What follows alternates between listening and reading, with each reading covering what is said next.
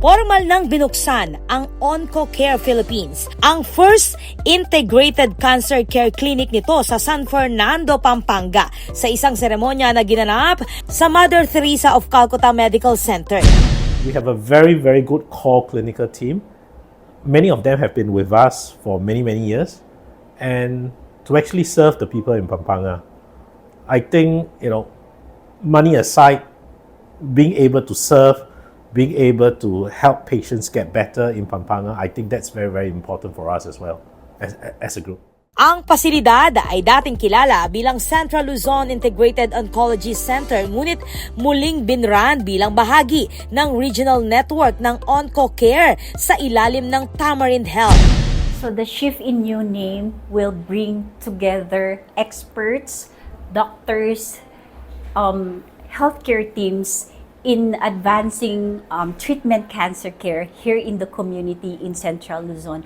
So we are really excited for more collaborations with the doctors across the network in Asia. We are excited for more clinical knowledge sharing because we believe that expert knowledge means better care. Layunin ng bagong klinik na magbigay ng mas komprehensibong serbisyo para sa mga pasyenteng may cancer sa Central Luzon, kabilang ang consultation, check-up, treatment at iba pang specialized oncology care sa iisang pasilidad.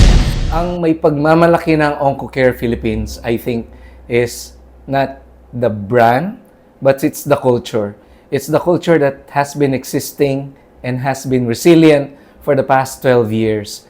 Even with the transition on the proponents of this industry, we still carry on the same culture, which is patient-centered and putting value on each patient.